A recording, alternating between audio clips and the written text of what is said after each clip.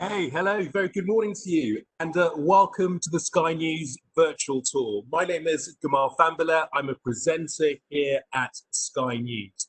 Now, over the next couple of hours or so, we're going to be talking to people who work right here at Sky News to ask them about their jobs and perhaps most importantly for you all, to get an idea of how they started their careers in news. And then after that, we'll put some of your questions to a very special panel, people that work in all areas of the Sky News business.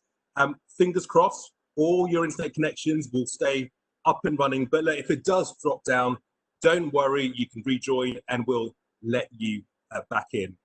So before we get going, let me just tell you a little bit about Sky News, what we're about, and what the plans are for the future. So Sky News, we were set up more than 30 years ago, and we were the UK's first dedicated 24-hour TV news channel. Since then, we've got a whole lot bigger, and that is because of the internet. Our app, our websites have got around 4 million unique users every day. We're on Snapchat, we're on YouTube, we're on Instagram, and our Twitter account has 6 million followers.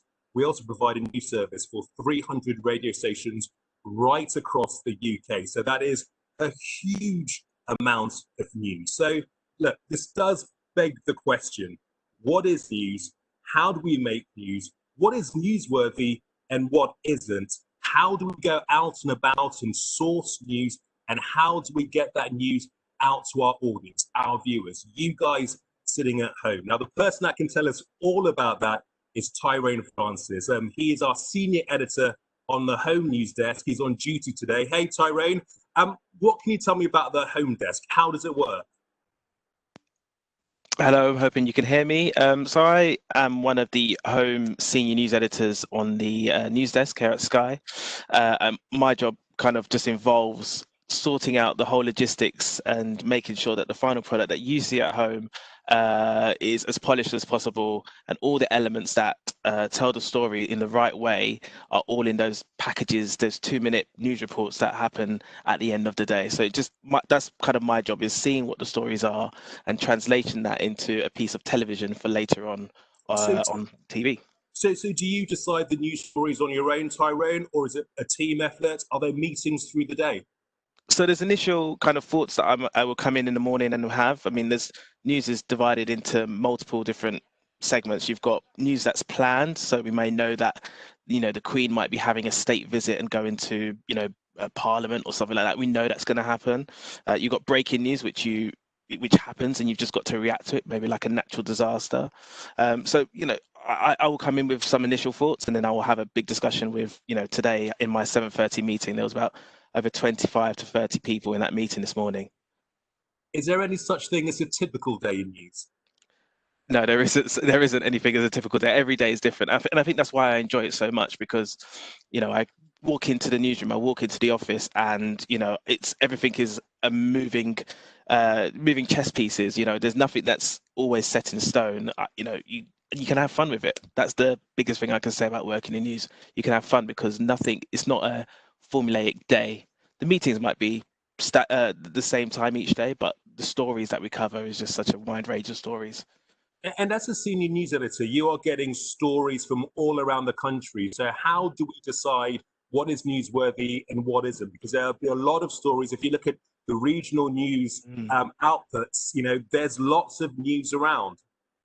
Yes, I mean, it's an interesting question you asked there, because, we have a regional network. We have teams that are based in the Northwest, in the Northeast, in Birmingham, and in the Western Wales. And it's kind of stories that matter to people. I think that's the thing that we try to do the most here at Sky News, is what stories affect real people in those communities. And I think that's, if it's affecting people, then it is a newsworthy story. Obviously, there's going to be times where there's, maybe crimes, there might be, murders, or, different stories that happen that we have to cover. But I think the key thing is what stories matter to people in their communities. And that's how we judge the stories on that go on our bulletins throughout the day. And how did you start off in news? Did you always know that you wanted to be a news editor? No, I didn't actually. I always knew that I wanted to work in TV. I didn't know that I wanted to work in news. I kind of fell into news by accident, but you know, as most people say, you make your own luck. I worked at the Olympics in 2012, working for the Olympic Broadcasting Services, and that was in my second year at university, so in the middle of doing university. And I started talking to a sports reporter because I was interested in sports. And you know, after a 10-minute conversation, you know, he invited me into the ITV newsroom, which is where I started off my career. And then I started doing some work experience, you know, doing all the kind of, you know, we call it phone bashing, but just putting in all the calls, making sure that we can try and set up little bits of elements for other reporters or research essentially. And you know, I stayed there long enough that they couldn't really get rid of me, and I stayed there for 6 years. And the rest is history. As they say. And what makes a good senior news editor? Oh, good question. I would hope to think that I am one of them. I Well, think absolutely one of them, Tyrone. I think key to being a good senior news editor is having a good rapport with people out in the field, because you know those are the people that are delivering the stories, you know, to a high quality, the content that they're going to get. And you have to be a good communicator because, you know, as I said to you earlier, Gamal, we have meetings where there's lots of different opinions, lots of different voices that are trying to you know, have an input in how the story should be told. But you know, my job is to speak to the reporter, the producer out in the field who are going to be telling the story, and you know, kind of filtering as the information that they need to know, is that they could go and, because if they're bombarded with about 10 different suggestions or ideas, then the focus is kind of lost there. I think the key thing for being a good news editor, senior news editor on the news desk, is being able to listen to all the information that's being had in the conversations in the meetings, and then filtering that down to the reporters and producers.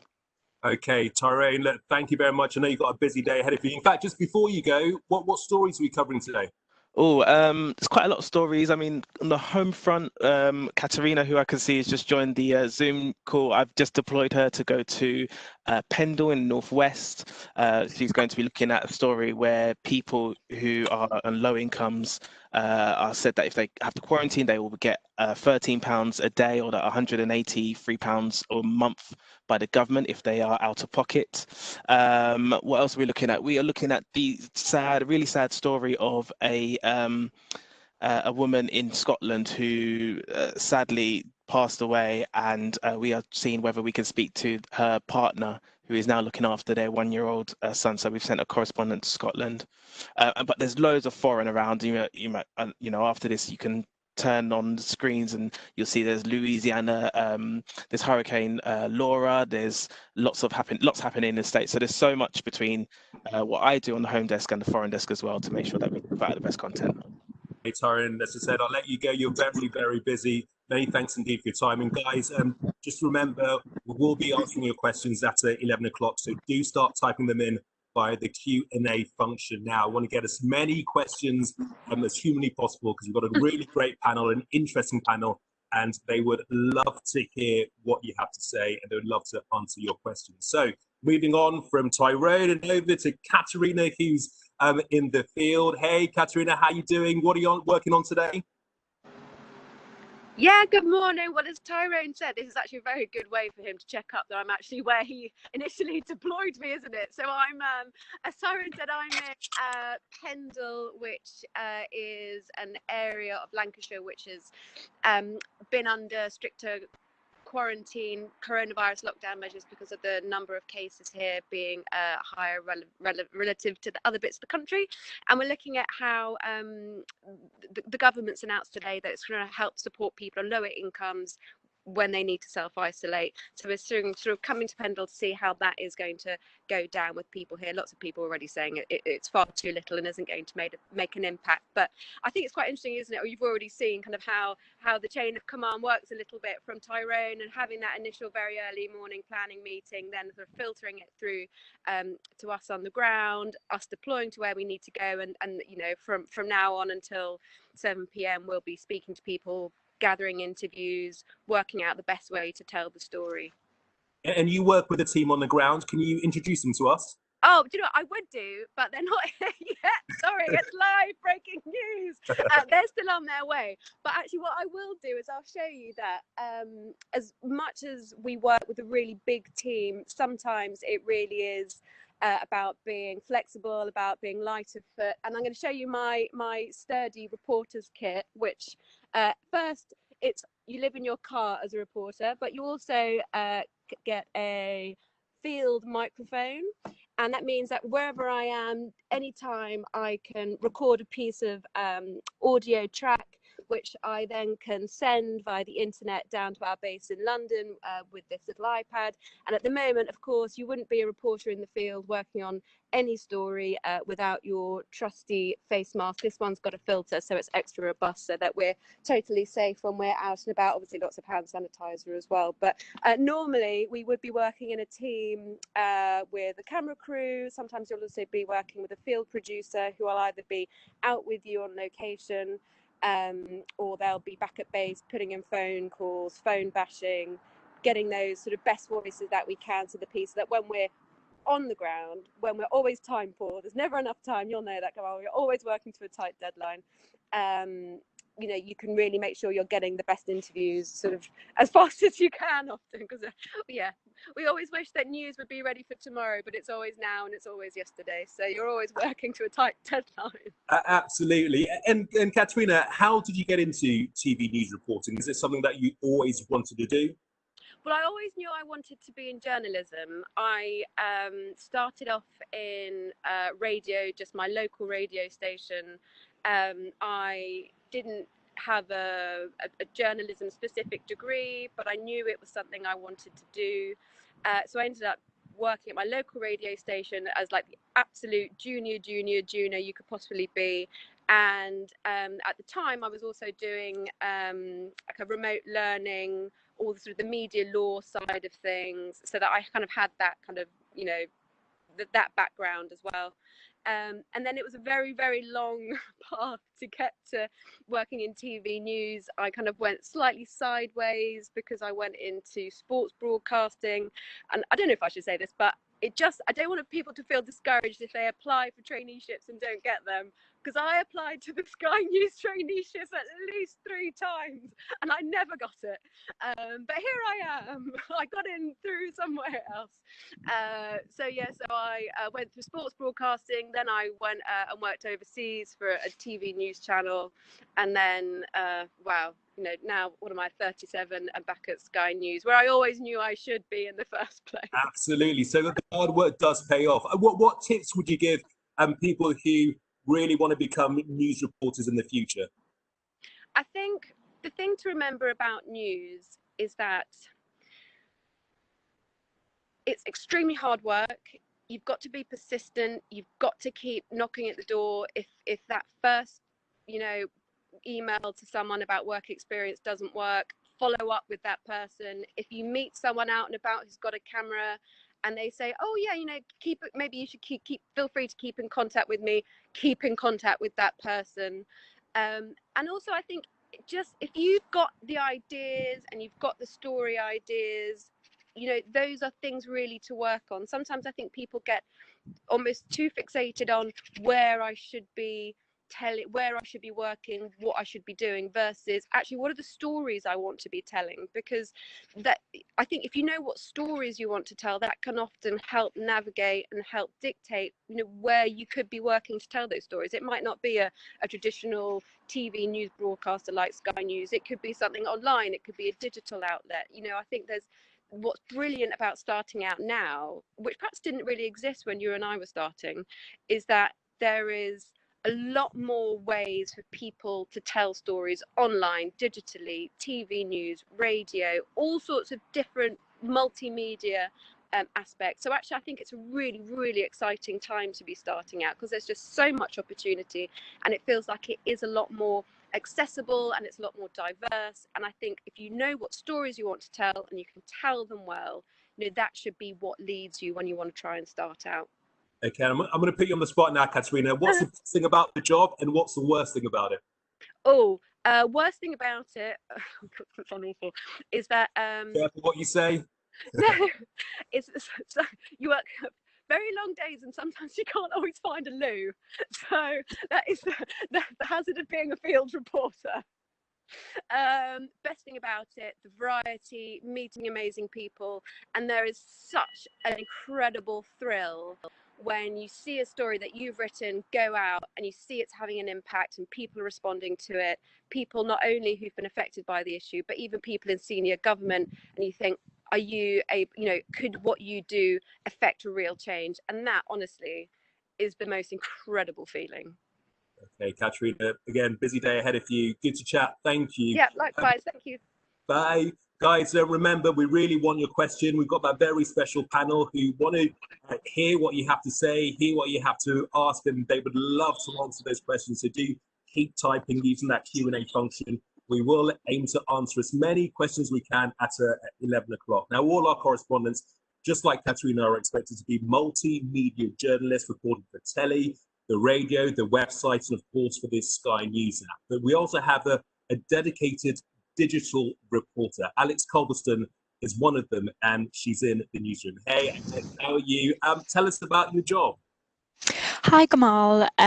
So I write for whatever you see on the Sky News website and also on our app. And so if you have the app and you see the push notifications coming through and there's breaking news, we do that all here in the newsroom. And it involves a lot of kind of looking around for stories, and also we have lots of our correspondents out and about as well. They bring in stories for us, and it is quite different to TV because we can do really different stories from them because we don't have the constraints of having to film it. We can just use pictures and stuff that we get from all the picture agencies, or we even get pictures and videos from members of the public who might be at the scene of, say, a fire, or we get stories from them. And so it's a really wide variety of things that we do. So what makes a good digital story? What should somebody be thinking when they go out and about and they're doing a bit of filming and they want to become a digital reporter? Well, we cover so many different types of stories, and you know, very serious ones, obviously all the politics stories, but you know, it's really about getting down to the people. What are people interested in? How will a story affect them? And as Katerina said, you always want a story to really get down to the person, and if you can help somebody, then that is an amazing feeling, and that is kind of why every journalist gets into it, isn't it? But there are also, you know, kind of stories of panda bears being born. Who doesn't love that? That is a great digital story, in contrast with all the serious things. So it really is such a varied scope of stories.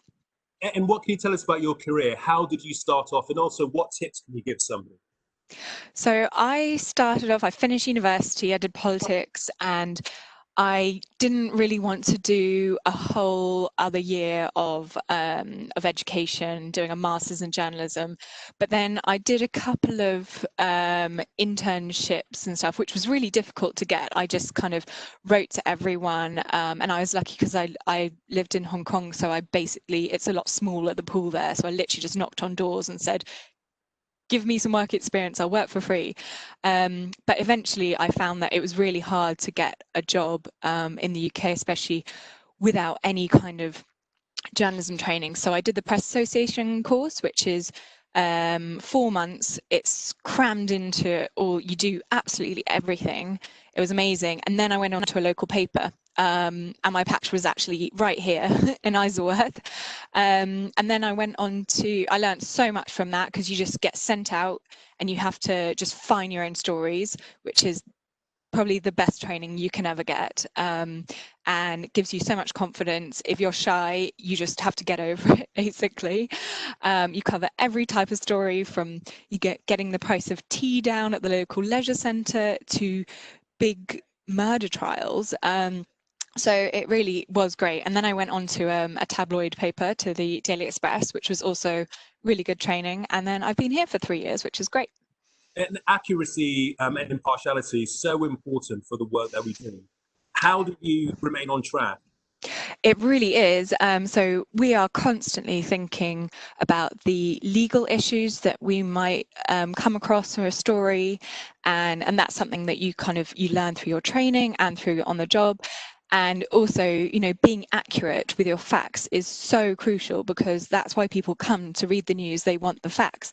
And especially in this day and age where we have fake news bandied around all the time, we have to be so careful that we get everything accurate. And we have to triple check sources and triple check everything we've written, not just for accuracy and facts and legal things, but also for typos and things like that. I would say one of the best tips I have ever had is just reread your story multiple times over, and never just, even if you're in a rush and you have to get it out, it is so worth just rereading it again, because then you won't make mistakes.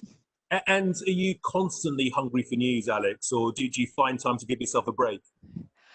I have to admit that I just constantly am reading the news and looking out for stories, and I've even managed to train some of my friends, tell them what a story is, and they'll come to me with a story. That took quite a while, but yeah, I think for most journalists, I'm sure you're the same, Gamal, you see something and you immediately think, is that a story? Oh, that could be really good.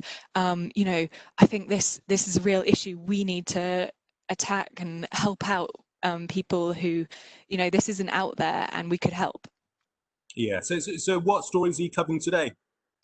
So today I've actually been doing a lot of Trump. He's kind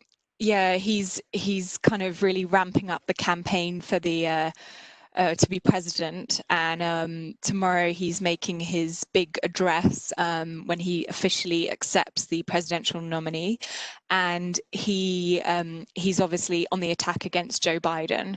So we're doing a lot about that, and so you can see we do so many different stories, from the US to the UK to absolutely all around the world. Doesn't matter where it is.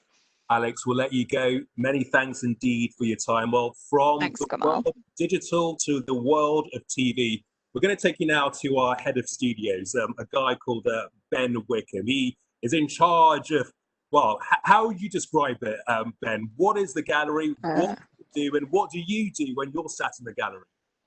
So thanks, Gamal. So what is the gallery? What do I do? What I'm sitting in the gallery. So my job really is to run the team, run the gallery, as it were. So I run the team of directors. Anyone who knows anything about television knows that there's many things happen. In any kind of program. There's all sorts of graphics, there's videotapes, there's live things that, there's various things happen. Anything that's pre-recorded, that stuff will get put together in an edit suite. The great thing about live TV is that we effectively knit that whole thing together live as it's coming in. So what you can see behind me here is lots and lots of screens. They've got graphics, they've got incoming sources. You spoke to Katerina earlier. She will be on an outside source somewhere, so she's reporting, or she'll be on a camera in the newsroom. Yourself, you'll be on a camera in the studio, possibly with guests. Like I say, all sorts of graphic sources, feeds from Reuters and APTN, all these various things. The team that I run, the directors, will sit in the middle of that. So they will consult with the program editor who created the editorial for that show.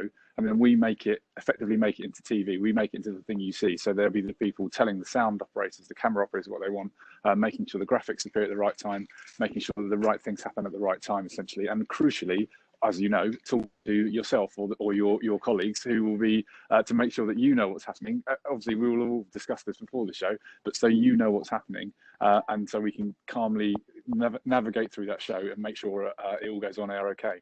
It's obviously a very high-pressured environment. How do you cope? What are your tips? I always think the trick with working in a gallery, well, working in live television anyway. I mean, it's I've said before, we're a bit like adrenaline junkies. I think we've sat in that room so often, and you've sat in front of a camera so often, we don't even notice how stressful it is. But it is stressful. But the key is, and this is the thing that I always say whenever I train new directors or anyone that works in any field of live TV, you always have to have a plan. You always have to be one step ahead of the program. Whether that's an incredibly tightly organized kind of bulletin that's got perfectly runs to time, or where you're in some sort of a breaking news situation. Whatever you're doing, you're thinking one step ahead, or hopefully you're thinking 2 or 3 steps ahead. So anything at any point can just disappear on you. Cameras can go down, live shots can go down, videotapes can stop. I mean, God bless, even presenters can sometimes have a coughing fit or whatever. At any point, whatever you're doing, we could stop. So we have to be ready to jump to the next thing and jump to the next thing. If that's not ready, you jump to the thing after that, and you're always keeping ahead of yourself. And I think as long as you've got a plan B and a plan C and a plan D, you can generally be quite calm in a gallery environment. Yeah, I know you're standing outside. Any chance of being able to show us what goes on inside? I would love to show you what's going on. Just to give you an idea of where we are, at the moment, I'm standing in the middle of the newsroom. You can see behind me, this is where all the kind of journalism happens. This is where all the various things come in. But let me take you inside the gallery. I'll see if I can switch this around. The Sky News Gallery is right in the heart of the Sky News Centre. And here we go. So this is the live TV output at the moment. Here we have this just doing sound here. Fiona at the back there is running she's the technical supervisor for the gallery. She's making sure everything works okay. Sam here is the program editor. She's the one who's put the whole editorial prospect together. And then Dan, you'll see here, is directing the main output and choosing all of those sources and making sure they all happen at the right time, telling Sarah what's going on, telling Ian what's going on, and basically making sure that what you're seeing on TV is clean, is accurate, is timely, and working okay. Now I'm just going to quietly sneak my way out of it. I'll go back to talking to you. Yeah, and Ben, how did you start off in your career? So I had a slightly circuitous route, really. I think I was I didn't study anything to do with television at university. I saw actually someone was talking earlier about can you work in TV with a geography degree. I actually did do a geography degree, and then whilst I was at university, I got involved in a few shoots for the university, and then through that got involved with some production companies, and basically fell in love with television. I fell in love with live television. I initially wanted to work on kind of Saturday night shows, and then I thought, no, actually, they're fun shows to work on, but there's months and weeks of preparation. And I quickly realised news is where it's at. News is really it's quick, it's turnaround, it's new every day. Back in the day, there was a show called The Big Breakfast I really wanted to work on, never got there. I ended up working for a finance channel. And I was working sort of buried in the back room, booking satellite feeds, looking at cameras and making sure they were okay, recording things, all the kind of nuts and bolts that make a television station work. And again, once I was there, I realised that directing looked like a really fun thing to do. So slowly, I kind of advanced my career and ended up learning those things and coming in and figuring out how to do that job, and eventually getting a job as a director, and then moving through various different directing projects, various different organisations, until I found myself here at Sky News in the kind of centre of UK breaking news and 24-hour news, and running this whole team and being really proud of everything that we do, and being sort of at the head of all these kind of various different things, all the studios and the cameras and the directors and the crews that run, and just being sort of involved in it. It's a fabulous environment to work in. So it sounds like it's been quite a long journey for you. What would your advice be to somebody who wants to be a director? Where should they start? Where should they be looking? So if you want to be a director, I think the thing is, I always say this to a lot of people, you'll never jump in, you'll never fall into your dream job on day one ever. I mean, I came into television, I didn't even really, if I'm really honest, I didn't know what the director did. I knew I wanted to work in live news, but I'd only ever seen production areas. I ended up working in the back room because that was where the job was. Actually, it gave me an incredibly good grounding of what a television station does. And I would say that the trick is really to find your way into this industry. Take anything almost, if there's an opportunity, if there's work experience, if there's just interning, whatever it would be, things like this, just look and investigate the industry and find your own way. You might think you want to be a director and you might end up working on the production side. I know people that have gone either way, and but whatever you do, love what you do and learn everything you can from what you do, and learn from the people around you, because the great thing about television is it's an incredibly collaborative industry, and I can't do my job without knowing the pressures that everyone else is under, the pressures that you're under, Katerina, all the people in that room, all of the people in this newsroom. You're learning all the time, and whilst you're learning, you're also learning what fires you up. It's a brilliant place to almost forge your own career. You can end up carving your own niches. I've done a lot of projects in my time. There are other directors that love doing sport. There are other directors that would get more involved in the audio side of it. Some people do just single bespoke shows that happen once a week. Some people do like we do, 24 hours a day. There's hundreds of thousands of different jobs, and you won't know what they are until you get involved. So just keep your eyes open, keep learning, be nice to everyone. It's a small industry, but enjoy what you do.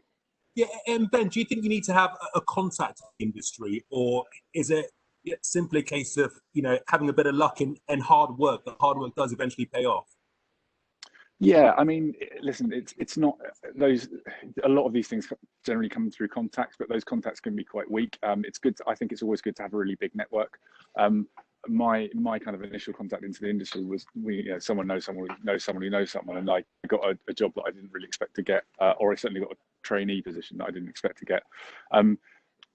But one thing I would say is it's an industry that really rewards. It does really reward hard work. I know a lot of people might say that, but like, if you're keen and good at what you do, this industry wants to keep those people because they're the people that fire up. It's not always an easy job, but it's generally always a fun job. So that anywhere you start, if you're just my first ever job, I'll give you an idea. My first ever job barely paid anything. I was kind of making croissants for editors in a Soho production house, not making, going and buying, if I'm honest. But I kind of made it my principle to make sure that everyone knew I got the exact right order every time, and I made sure everyone knew, I always got the right coffee, never forgot the sugars, that kind of thing. And they responded to that, and I learned a lot about it because they liked me and they enjoyed being with me, and I learned a lot about that kind of thing. And that kind of, if you keep that kind of idea that, everyone can teach you something, and as long as you're nice to people, and as long as you kind of want to learn from people, and as long as you're keen about what you're doing, you will eventually carve your way in this industry. It's a brilliant industry for just allowing that to happen. Great advice, Ben. We'll leave you to it. Thanks for your time. Well, look, Ben has got my juices flowing. Now he's shown you about around the gallery. I want to show you about the world of TV and the studio. So this is Studio 6. It's one of 3 studios that we broadcast from in London. The other one is over in Sky Central, not too far from where I'm standing now. We've got another studio over in Millbank in Westminster. You can see the news desk, pretty impressive, nice and shiny. You've got a couple of monitors here and split screen. So I don't know if you can make that out. You've got split screen so you can see what the other broadcasters are up to. You've got here cameras 1, cameras 2, cameras 3. All of them have got auto cue, and people like Ben, directors like Ben, can keep on talking to me, communicating with me, letting me know what stories we're moving on to next. Their monitors so you can see the output. And this, guys, is one of my favorite parts of the studio. This is the green area. So you can see green, I can see green, but when you're sat at home watching the telly, it's something completely different. It's pretty remarkable when you see it. Our amazing graphics teams, they come up with graphics and animations, and we use this area for special discussion, special programs. We had one quite recently with Gillian Joseph, one of our presenters, which came after the killing of George Floyd and the Black Lives Matter protest. Dermot Monahan, one of our other presenters, he did a program called After the Pandemic, which really looked at what the world would be like after COVID-19 is finally over, whenever that will be. Up here, you've got what we like to call the jib camera. This is a really cool piece of kit. So you have a camera operator, and he can basically move that camera wherever he gets told to by, have you got it there? Yeah, wherever he gets told to by the director. Can go up and down, left and right. It's a really, really cool piece of kit. So that's just a little snippet of what it's like to be in the studio. There tends to be a floor manager who makes sure that everything is in working order, and it's a pretty exciting place to work. Now, let's moving on from TV. We're going to talk about the world of social media, hugely important now in the world that we're living in. And we're going to talk about video journalism. Let's speak to Alex Marshall. Hello, Alex. Good to see you. What can you tell us about your job? What do you do from day to day? Hi, Gamal. I am the assistant editor for the digital video team at Sky News. So it's a small but perfectly formed team of 5 editors, and I manage those guys on a day-to-day basis. And we, within the team, we pitch, we produce, we edit, and we publish digital video. We, as you say, social media is our sort of bread and butter. So we do publish our videos on the Sky News app and website, but we also publish on YouTube, on Snapchat, Instagram, including IGTV, Facebook, Twitter, TikTok. There's probably more that I've forgotten, but we have a whole lot of platforms that we deliver content to. And I guess the types of video that we do sort of fall into 2 sections. So there's making the best of our TV content, as you guys will have heard. We've got a huge TV operation that are constantly making brilliant content. So we re-optimize that content for digital. So that might mean adding subtitles, adding captions, making the video shorter, maybe vertical for a phone. So that's all about optimizing existing content. And then there's the stuff that the team and myself will pitch kind of from within the team itself that's very digital specific. And that can be anything, you know, from explainers for YouTube, where they play really, really well, and also some of our own sort of investigative journalism as well. Why is it so important that we are on these platforms? We have such a presence on these platforms like Facebook, Snapchat, Instagram. Yeah, so I think the main point is to attract as many different types of people as possible. So the audiences are so vastly different on each of those platforms, and TV as well. So Sky News as a brand, it is putting out news to from 13-year-olds to sort of however old people are, watching all those different platforms. So for example, on Snapchat, 75% of the audience is actually under 24. So, that's a huge portion of that platform. And we can, give them news and give them content that they actually want, and really engage them in news in a way that they actually can access and enjoy. And also the different platforms themselves lend themselves to different types of video. So, for example, YouTube obviously is brilliant for long form video. So we can make content that's sort of short and snappy and goes on Twitter, and it's that moment video, that huge explosion, or that kind of viral video. But we can also produce video that's 10 minutes long, that's an investigative piece into something that we did recently, all about why Thailand's roads are so dangerous for drivers. So it just gives us a huge variety of content and audience as well. And does it feel like we've constantly got to reinvent ourselves? If you get something like TikTok, for example, it wasn't around that long ago. Yeah, I mean, TikTok, we had to kind of react to. We actually joined it during lockdown, which has been interesting. But yeah, we try and innovate. We try and react really quickly to new platforms and new types of video, new styles of video. And you've got to imagine, these audiences are only getting bigger. So I think it's 5 billion videos are watched on YouTube every single day. You can't underestimate how huge these audiences are. But what I would say is good video will always perform well, or sort of, very kind of attention-grabbing video will always perform well. So, for example, recently the Beirut explosion, that was our biggest performing video, just because it was just such shocking content, So I don't think you have to kind of be sometimes too clever about it. It's just making the most of the content that's out there. And do you have to be a trained journalist in order to be a video journalist? Well, I would say that journalism always helps. We absolutely hold ourselves to the highest of editorial standards on the team. But I would say that of the team, there are people in there that haven't gone through the sort of more traditional journalism degree or masters in journalism or what have you. They're actually trained operators. So I've got guys on there who are brilliant filmmakers, brilliant editors, brilliant sound operators and sound design, and also graphics as well. So I would say, even if you don't necessarily have a journalism degree, there are absolutely incredibly valuable skills that you can get. And also teach yourself, because there's so much resource on the internet out there that you can teach yourself to film, you can teach yourself to edit, and you can teach yourself how to make graphics. And those skills will make you really, really, really valuable to a team like mine. So yeah, I would say it's helpful, but not necessary. What gets you up in the morning, Alex? Coffee. No, I think every day is an exciting day at Sky News. I think you'll hear that from everyone here, and every day is different. It's always exciting, always keeps you on your toes, and you're constantly having to be creative. So that's what I enjoy most about my job. And what would you say the top tips are to get your video shared thousands of times?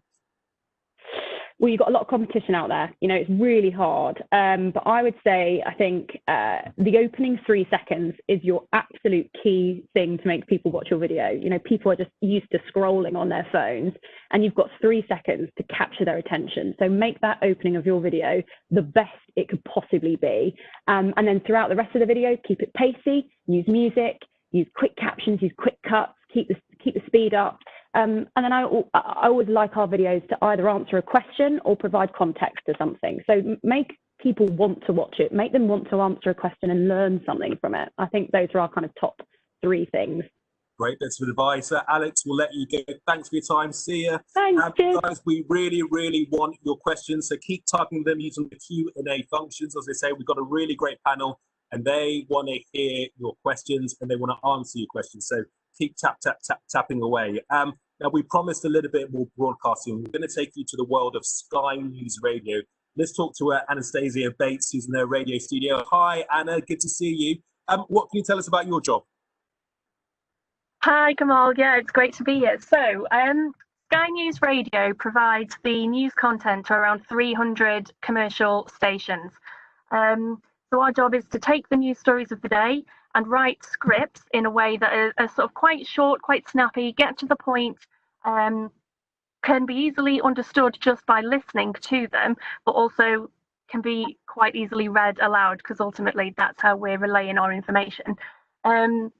We also send full-length interviews. We also send our stations sort of live stream press conferences, so they can opt into them. But there's also quite a lot of variety. So we script ourselves and record business roundups, so all the latest business news, and showbiz stories as well. So lots and lots of variety. Yeah, so is writing a script for radio different to writing, say, an online piece? Absolutely, because with radio, our bulletins are only 2 minutes in length, so we've got a lot of information to cram into not a very long space of time. And also, we've not got pictures, we've not got the beauty of a load of time to really get into the nitty-gritties, to explain things. And again, to show pictures and video, we don't have that. But the beauty of radio in a completely different way is just how sort of impactful audio can be on its own. So, for example, if you've got like a massive protest, you can't see how many people are there. So we have to explain tens of thousands of people have gathered in a square. And then we could show, record and play out some audio of the sound effects of that protest. So you get a sense, you get a feel for what it's like there. You can imagine it in your mind without actually seeing it. And something that Alex touched on there was the Beirut explosion being so massive. Obviously, what made so much of that sort of gripping was what it looked like, and we weren't able to show that. So we had to sort of explain, mushroom cloud of smoke. We had to really describe what was happening, what you could see. So yeah, it is completely different, but I think radio is magic in a completely different way. So as a broadcaster, Anna, one of the things that people ask me is whether you need to have a particular kind of accent or a particular kind of voice in order to be a broadcaster, in order to go into radio. What would you say to them?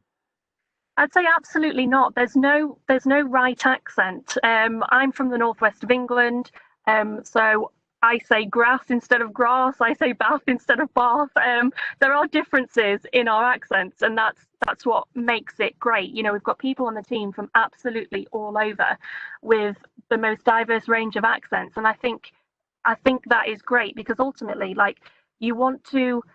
think it's important for people to hear the news read to them by somebody that sounds like them. So it's important that we represent the people that we are representing, and I think a wide range of accents is fantastic. How did you get into radio, Anna? So I started at a small station in Chester. It was really small. The team was absolutely tiny, but in a way it was great because I had so much responsibility straight away. So pretty much on my first day, I was writing scripts, I was on air, reading the bulletins, I was reporting, I was looking after our social media channels as well, nowhere near to the extent that you've heard Alex talk about, but still, it's a different side to the job, and because we were such a small team, we got the chance to do everything, and it's where I sort of really learned how radio works, how local government work, how local communities work, and realise just how impactful radio can be and how important radio is for these communities. Yeah. So, what would your top tips be for somebody that wants to get into radio? It would be to definitely listen to radio. Listen to how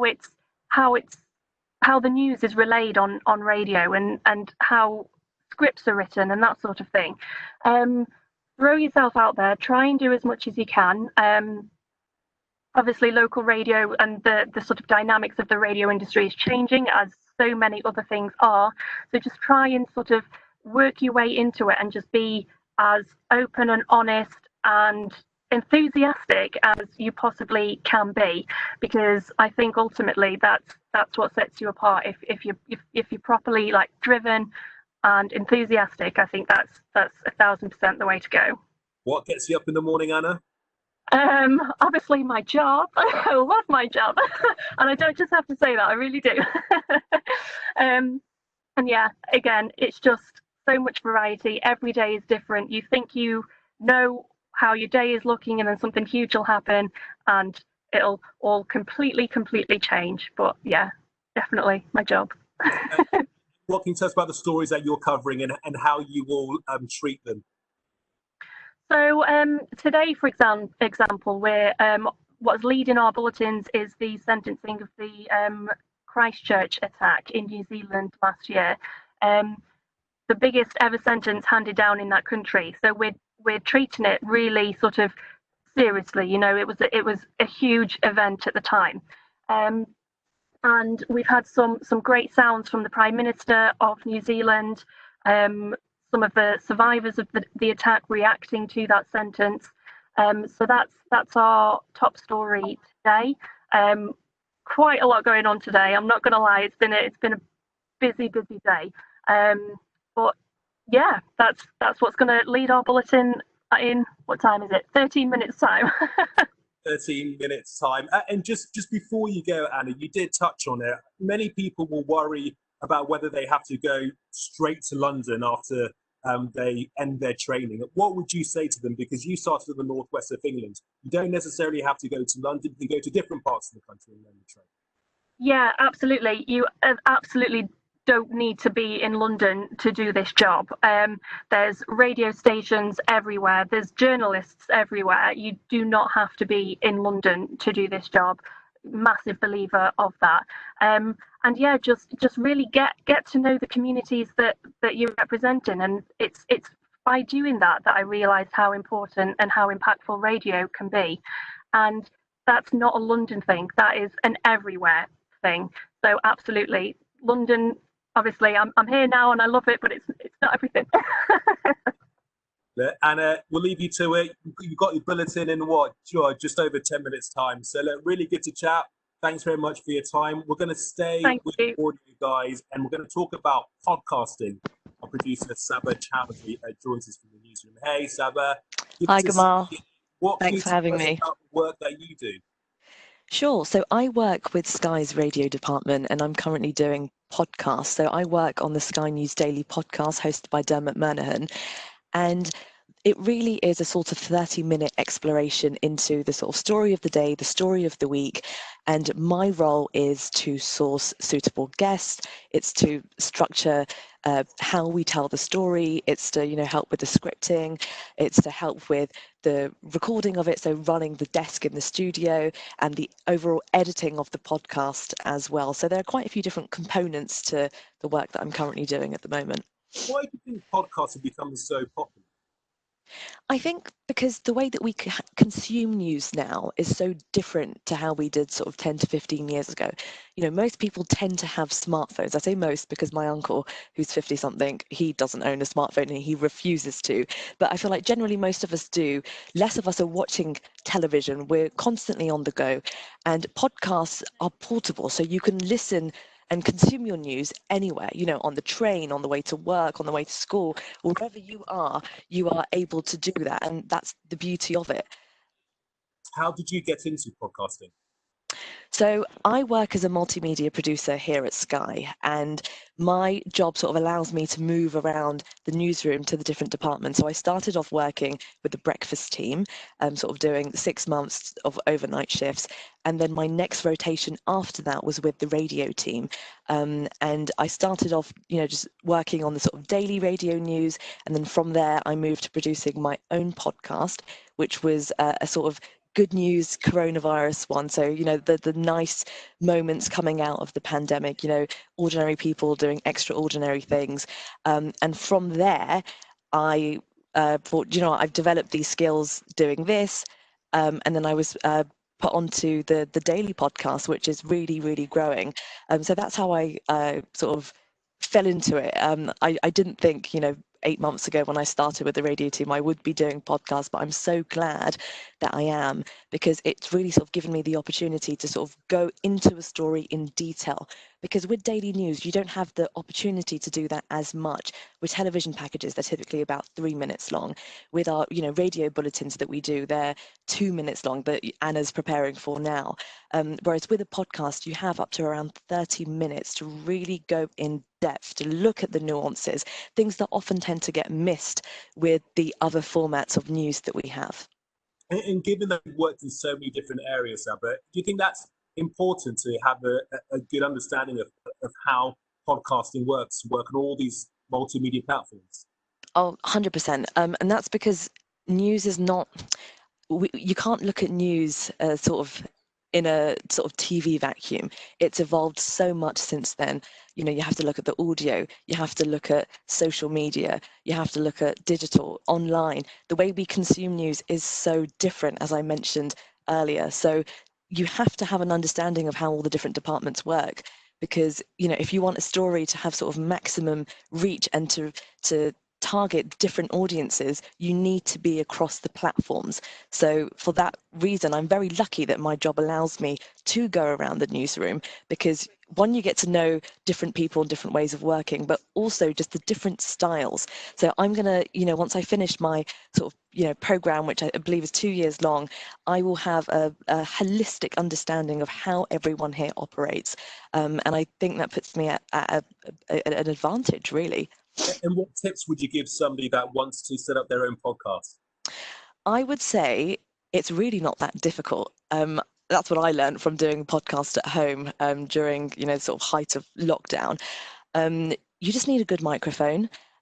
You need to be good at scripting. Keep your scripts short.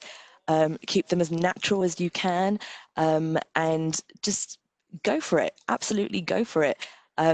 Have sort of if the little less guests that you have, the more time you have to explore something in depth. And it sounds like a task and a half, but believe me, it's very doable. There are so many different systems that you can use. Zoom is one that a lot of broadcasters have been using. We've been using that quite a lot as well to record things, and it's free. So yeah, there are loads of different ways. Just do it. How did you start off in the business? So I did my undergraduate degree a few years ago now in social anthropology, and that's basically the study of cultures and the study of people. And I thought, I'm quite nosy as a person. I like to know about different people and how they operate, what sort of field lends itself to that. And I think sort of journalism was the natural fit for me. So when I finished, I went into sort of local television. So I was a producer and a TV presenter for a community-based channel called British Muslim TV. I was there for sort of 2 to 3 years. And then after that, so during that stint, I decided I want to do something that's a bit more meaningful for me. There are so many stories that I want to tell, and this platform isn't allowing me to do that. I decided I want to go to news. So I did a master's at City University, which is a great way to sort of fast track into a career in a newsroom. And then from there, I was able to do work experience at Sky, which was great for a week. So I had a sort of feel for the newsroom. And then I think maybe 6-7 months after that, there was a job going. I applied, and here I am. Here you are. So what would your top tips be for somebody that wants to get into the business? Top tips. Okay, so 2 tips that pieces of advice that were given to me that have resonated to this day. I'm very forgetful as a person, but I remember these 2 things specifically.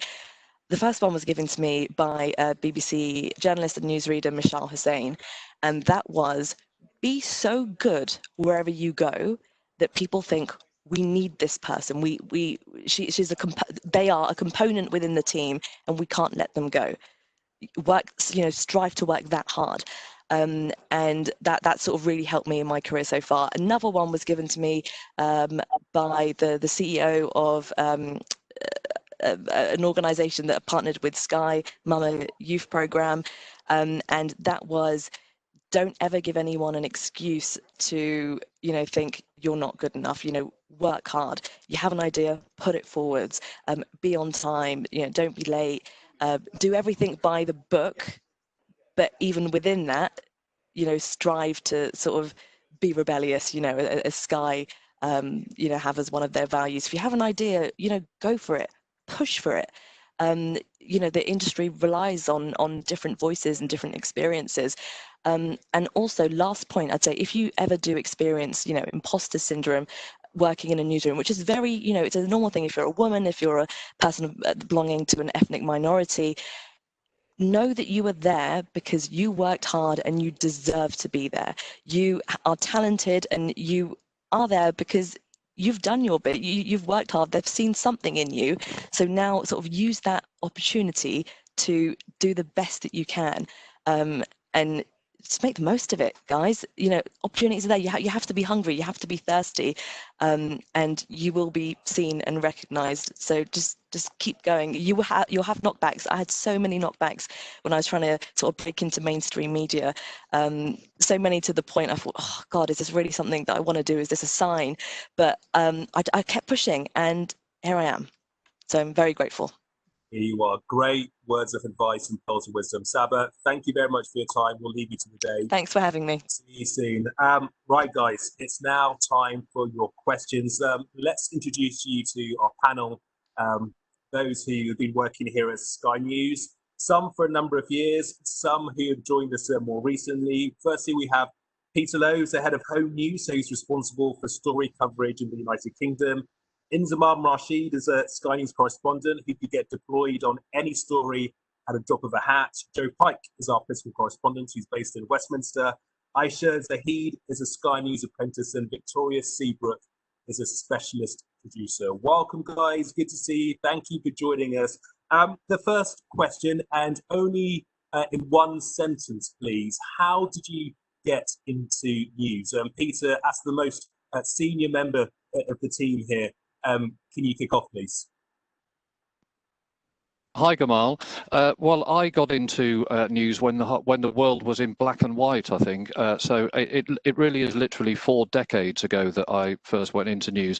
And in a way, because the landscape in broadcasting and news generally has changed so much, how I got into it is in a way almost irrelevant. But I managed to get a job at a news agency at the same time as I was studying, and you did it in a kind of block release way, which I don't think happens so much now. I used to go to Cardiff for 3 months and then go back to work. And it was a news agency actually is a very good place to start because it means that you are only dealing with big news stories, from quite an early age that you can sell to other outlets. So I was kind of writing for the Financial Times and things like that at a very young age, and it's good training. Inzi, how did you get into news? I got into news firstly because I watched the news, Gamal, and I saw that actually there weren't many people like me on the news. And if there was ever news about people like me, it was pretty much bad news. And I remember sitting there watching the 9 o'clock news and could only stay up past 9 o'clock. My dad would only let us stay up past 9 o'clock if we were to sit and watch the news. And I used to sit, watch it, and I was engrossed by news. And I love it. I love news. And so it was my goal as a little kid then, sitting, watching the news to make sure that I got into it one day. And I've done it by nagging the hell out of people. I've probably sent thousands of emails to bosses and people across the country to get jobs in news. And here I am in one of the best jobs in the world. Yeah, look at you now. Joe, how did you get into news? Mainly by making tea. As a sort of runner, almost like work experience shifts at a radio station called LBC, made loads of tea, so got to know everybody in the organisation. It's a great way at the bottom when you start just to do one of those sort of runner jobs, get to know everyone, work out the lay of the land and work out what you're interested in and maybe what you're not. Aisha, a Sky News apprentice, how do you get your foot in the door? So when I was at school, I enjoyed writing, which led me to take part in the school newspaper, and that carried on throughout uni. So I took part in student media, set up my own radio show, and after leaving uni, built up with work experience, building my portfolio, and then joined Sky through this apprenticeship scheme. Victoria, what about you? I used to do something completely different. I used to work in the music industry, and then one day had a bit of an epiphany and a change of heart. So I did a master's at City in investigative journalism, and I also started working at a local newspaper, which was brilliant. Okay, well, look, our moderator, Natalie's been looking at the questions that the guys have been sending us, and I'm happy to say that there are lots and lots of questions that have come in. So, Natalie, if you could kick off, please. Sure. Lots of people are asking whether it would be better to go to university to do an apprenticeship or to study a degree such as media production. Okay, Peter, as the head of Home News, what are your thoughts? I think that if you want to be a news journalist, and that's what you've set your sights on in the way that many, in the way that Inzi did and I did many years ago, I think you need to do something that's connected to journalism. So I'm not against people going into media production, but it is possible to do a degree in media production and not have advanced very far in your understanding of how we make news, how we write news, how we report news on television, and so on. So, I mean, there are some very, very good bespoke courses in this country to learn the art of journalism. But I also think that there are definitely other routes.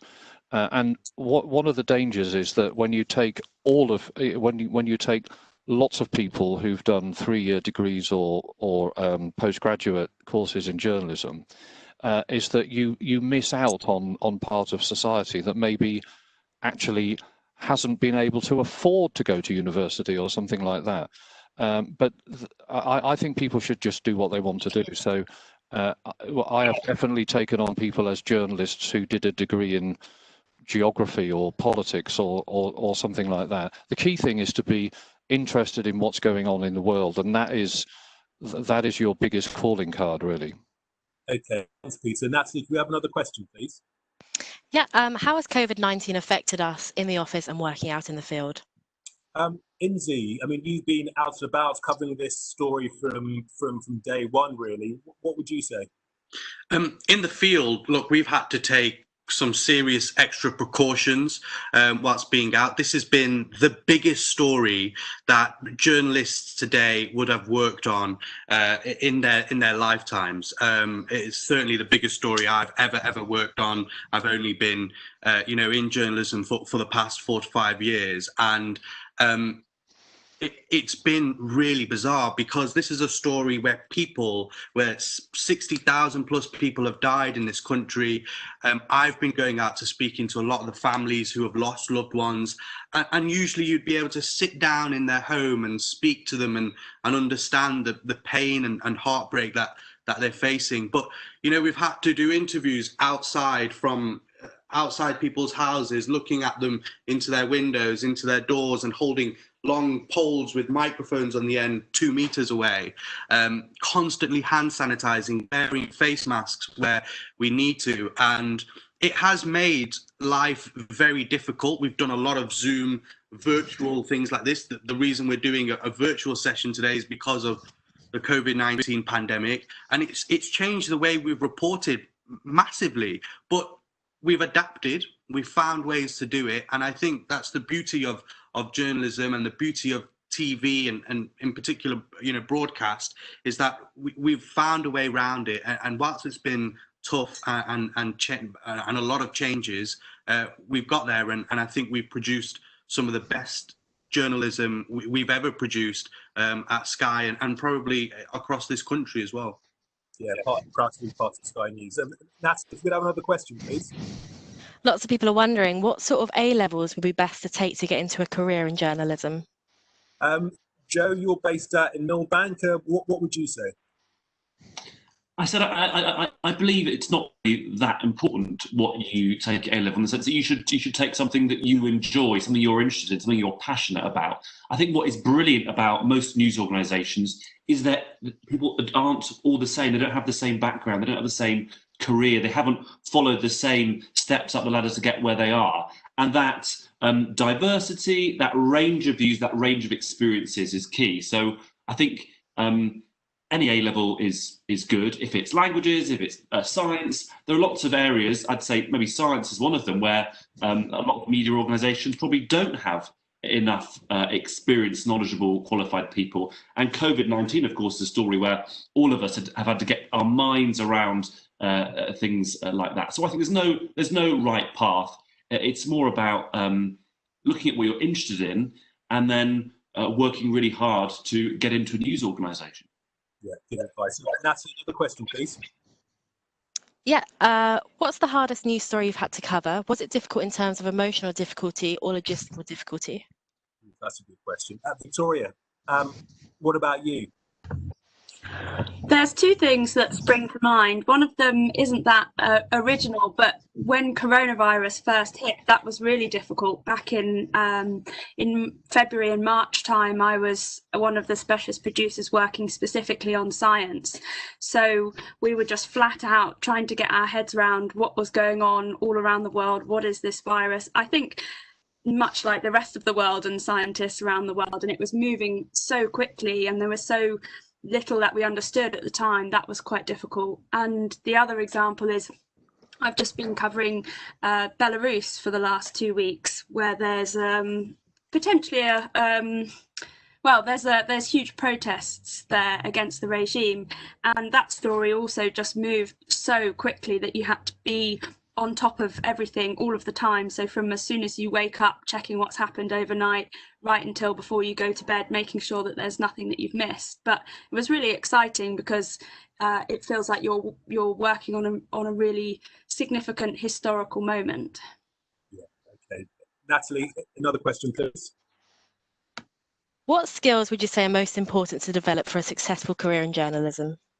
Well, I shall ask the head of home news that. I'm sure he's got some wonderful ideas. Peter? I don't know.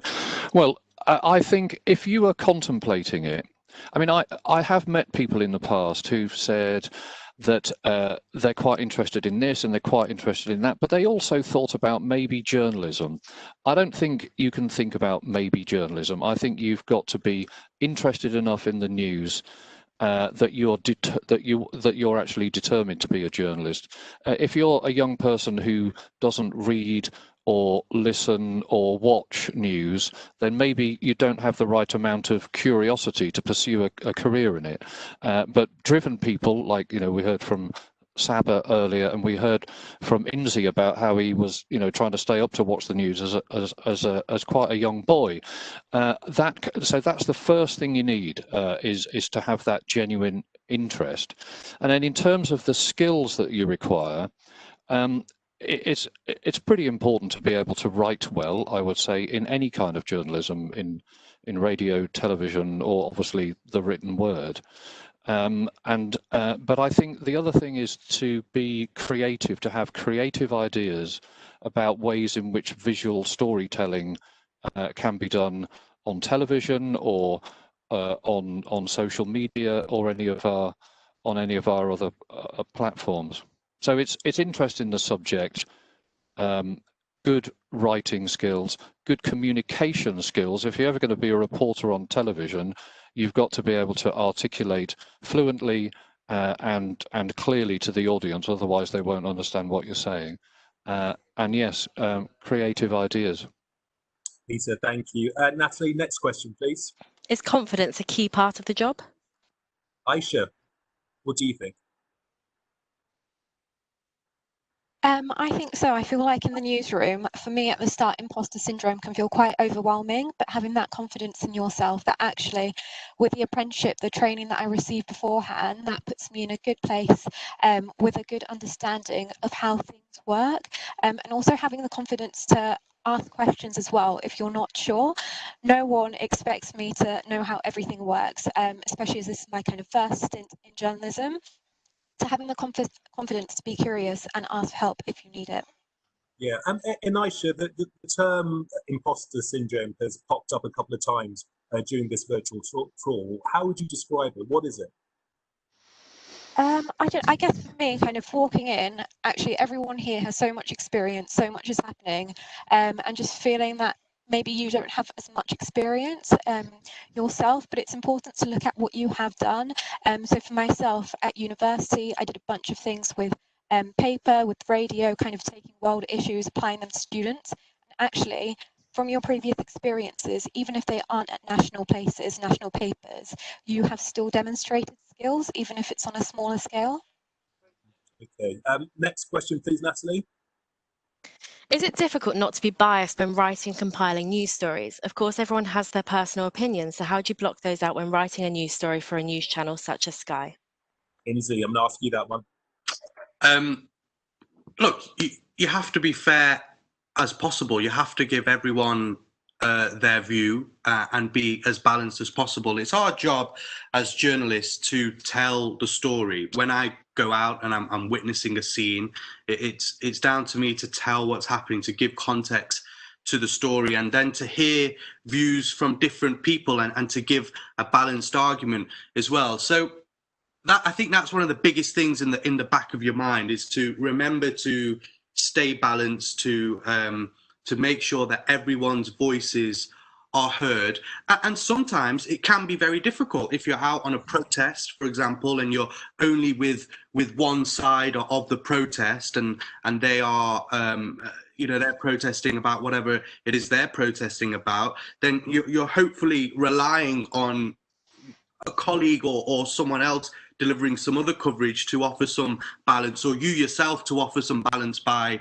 asking them questions which will challenge them, basically. And that's one of the most important things as well, is that when you know someone's got very kind of harsh or very, very radical views, is that you as a journalist are there as well for the other person and can challenge whoever it is you're speaking to. So I think having that balance and making sure that things aren't biased, and also not letting your own emotion getting involved too much as well, is incredibly important, and at times can be very difficult. But again, if you're focused on making sure that everything's fair and you just want to tell the story, then you could get through that. Joe, can we explore this question a little bit further with you? You're a political correspondent. You're often hearing that we live in a very polarised world, and politics can be very polarised. It can be, but I think you've just got to tell, as he said, both sides of the story.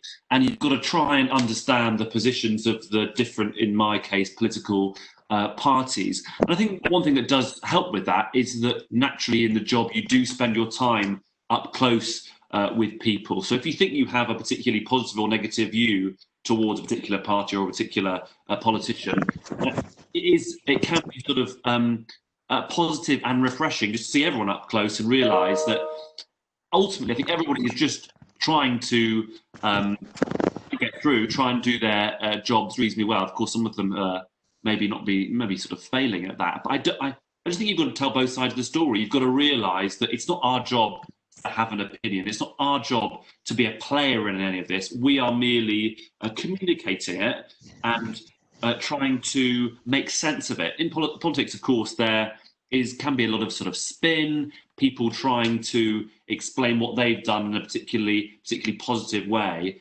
and we've got to drill down into that. But I think you've always got to tell both sides of the story, because one, that's what we owe to our viewers and the readers of our app, people who consume our news. But also, I think once you go down any other route, you can get yourself in trouble. It takes a long time to build up trust, as Sky News has done over decades. You can very quickly lose that trust, and that is clearly dangerous. Sure, and what do you think, Peter? I mean, how do we remain fair and impartial and leave our own views to one side? Gamal, I think one thing I agree with what Joe and Inzi have said about having to tell both sides of the story. I think one thing that's just important for people to know, if they don't, is that there is a very big difference between the world of broadcast and the world of newspapers on this. So the Daily Mirror can put on their front page, Gavin Williams should be sacked. They could, write an opinion column saying that.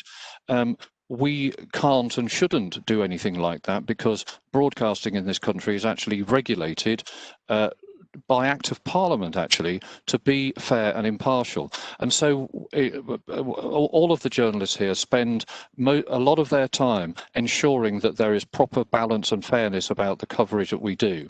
And it's even more important now than it used to be, because if you look at the cacophony of stuff on social media and the kind of views that are expressed on social media, and people putting out their own sometimes very biased or polarized views about things, it's really important that there are news organizations like ours that are telling the story straight and making sure that people have both the facts and both sides of the argument.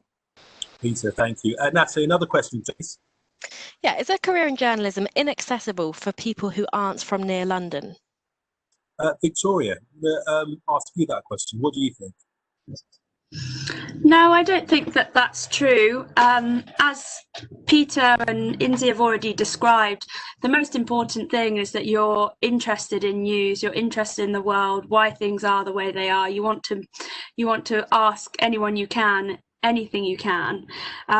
There is a concentration of media in London, and a concentration of decision makers and influential people and organisations, but it's absolutely possible. And working for local outlets, so local newspapers or regional TV channels or radio stations, can be a really good way in, because you working in a smaller place, you get exposure to lots more things, and also you can be working on all different kinds of stories straight away. And so it's a great place to learn how the world works. If you're doing, one day you're doing a story about your local hospital which has lost some funding, and the next day you're doing something about the local council, it's a really good way to just get your head around how lots of things work. Yeah, I started off in regional news myself, and it's a great place to learn the trade. Inzi, you're not from London, so what is your take on this? Yeah, I'm from the northwest of England, from Warrington, and I'm currently actually sat in Manchester because I'm covering the north of England for a while, whilst one of our correspondents is away in America.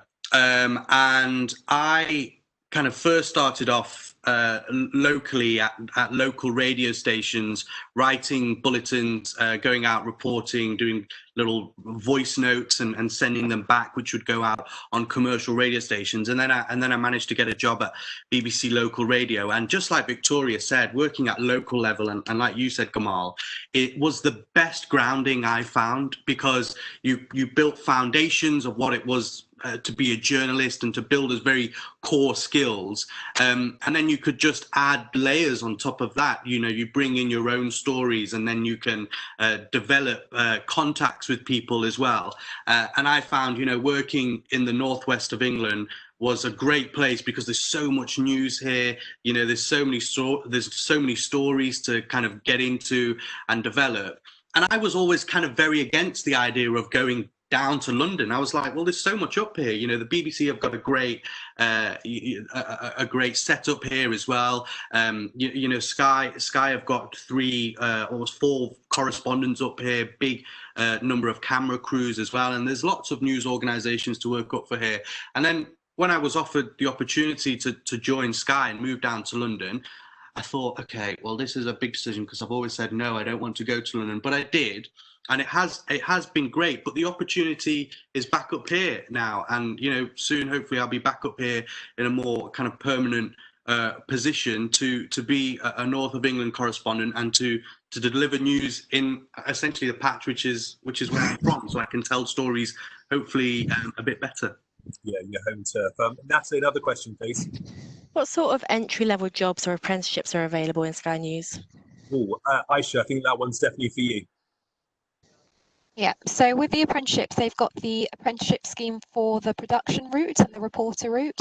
So the reporter one is what I'm currently doing, but both are great because they're flexible enough to let you see around the newsroom, spend time with different teams, doing different tasks, so you still learn how the whole place works. But also at the start of both of them, you get 6 months of training, which kind of trains you up in media law, kind of how to write in a more journalistic way, how government structures work. So you get all that foundation and knowledge there at the beginning too. And Aisha, how much support, how much development is there have you been receiving? Oh, the support is great. So with the course, we've got a mentor there. We've got mentor at Sky. Every team I've been with has been so friendly, and everyone is happy to help. So it's been a really welcoming and friendly environment to kind of start off with. It's great to hear. Natalie, may we have another question, please? Do you have a lot of creative freedom when deciding on news stories? Oh, Victoria's the specialist producer. I think that one's going to be for you. Yes, that's one of the things that I love about my job, is that we get lots of freedom to come up with ideas for stories. So I'm a producer, which can mean lots of different things, but what I do is a mixture of journalism and TV production. So coming up with story ideas, but also working out how you tell those on television, how that translates into translates visually.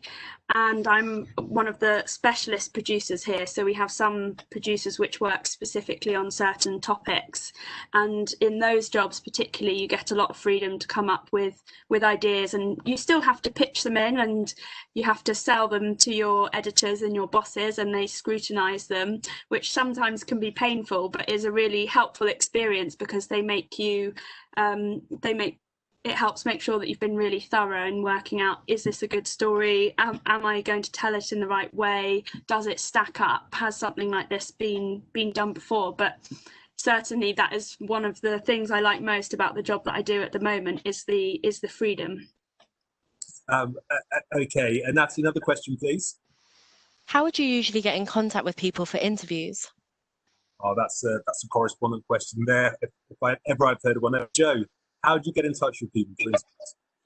Well, it depends who they are. So for politicians, you go through press officers, people whose full-time job is to interact with the media, whether it be broadcast or papers, whoever.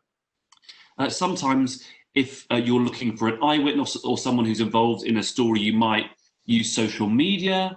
You could use Facebook. I think it's most common that we perhaps use Twitter. If someone is on Twitter, you maybe direct message them, DM them. But of course, sometimes when you need to get to a key person who has some great insight or who's been at the centre of the story, you do need to go and find them physically. And that might be going to their workplace, standing outside, or it might be knocking on their door. Lots of rules about how you do that carefully and properly and fairly, but there are lots of different ways. I suppose the one thing that is certainly important in 24-hour news, the way we work, is that if you want to talk to somebody, you need to often talk to them quite quickly. So whichever technique you're using, we're trying to move quite fast so we get to somebody and talk to them, get their story before our rivals. But also, because the news changes so fast, there's often, we're often, if you're in the news, we're often not interested in what you're saying in a week's time, in what you today or tomorrow. So different ways to do it, but you've got to do it quickly. Yeah, how do you do it, Lindsay? Because you're always looking to build on your contacts in the sun. Yeah, I think I've got to echo a bit what Joe said there in terms of getting in touch with people on social media. It's such a big help nowadays when you are trying to find people, when you want to get in touch with people. And I think if I use the pandemic as an example, I've spent a lot of the pandemic speaking to families of those who've lost loved ones, and a lot of the time you'll see names kind of pop up through social media, someone posting saying that they've sadly lost their mother, their auntie, their uncle, their brother, and it's one of the most hardest jobs to reach out to people who have lost loved ones. But I think there's a way of doing it, and if you're genuine, if you're very approachable, and it goes back to what Peter said about having communication skills, then that can work, but it can be so difficult. So using social media is a great tool. I think building contacts when you're just kind of out and about reporting as well. Sometimes people will come up to you and just talk to you, or often I found as well through the pandemic again, is when I covered the story around how the coronavirus was disproportionately affecting Black, Asian and minority ethnic people. I found that when I was covering that story, there were people in senior positions, whether it was in the government or whether it was medics in the country, were getting in touch with me because they trusted my storytelling, they trusted the way that I was reporting. And so then they were offering me insights as well, which I'd never have got if I was just kind of chatting to someone every day on the street. And so that was really important. I think once you've done something which people kind of see and notice, then people trust you and will come to you with stories and other contexts to put you in touch with. So Peter, building relationships is so important for our line of work. As a head of news, that is something that you encourage.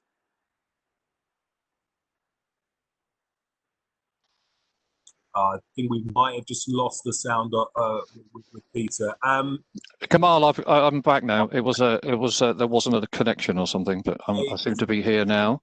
Yeah, I was just picking up on Inzi's last remarks. Building relationships is so important for the line of work that we do. So, as a head of news, it's something that you encourage.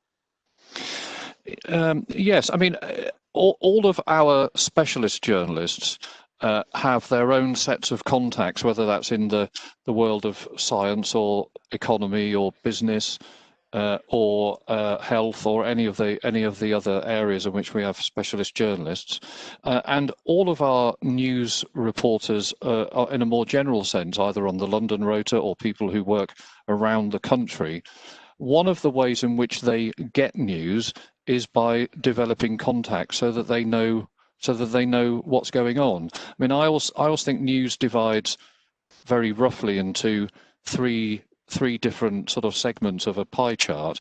One part of news is unexpected, what I call unexpected happenings. So there's a train crash or there's a flood or a cabinet minister resigns. Those are things that everybody knows at the same time and we can all go and cover it. And then there are other things like known happenings. So we know, don't we, that next week schools will be going back in many areas of England and Wales.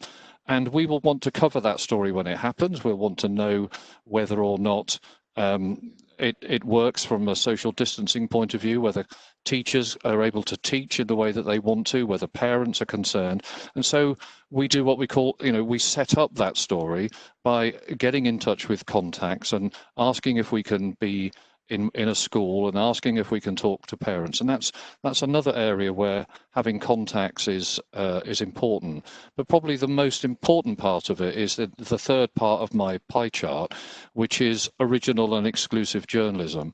And these are stories that we have decided to do because we found out about them or because we've wanted to investigate something or whatever it may be. And that's where having the contacts and the people with the insights is the most important to any journalist. Peter, thank you. Natalie, another question, please. How do you overcome stress with a breaking news story? Things are developing all the time. How do you overcome the constantly changing nature of a story? Joe, can I ask you that? Peter mentioned a big politician resigning, for example. I mean, how do you manage that scenario? Well, I suppose I'm still quite new to it at Sky. Sky, of course, there is probably more pressure because it's 24 hours, and I've only been at Sky for maybe 7 or 8 months. But I suppose you need to be calm in any role, whether you're on screen, off screen, whether you're in, working on our digital platforms. There is pressure because time is of the essence. Things need to happen. They need to happen quite fast. And I suppose it's one about building up confidence in your own abilities, but also sort of the basic stuff about taking a deep breath, taking your time. You need to develop skills about to be good under pressure, and you need to get details right. So much about news, and especially politics, is about detail and understanding exactly what a news story means. So you've got to be able to develop those skills. I don't think though that's something you would necessarily develop growing up. So I think it does take time. But and I'm I also, as I said before, I'm still pretty new to it. So I'm developing the skills myself and cope under pressure.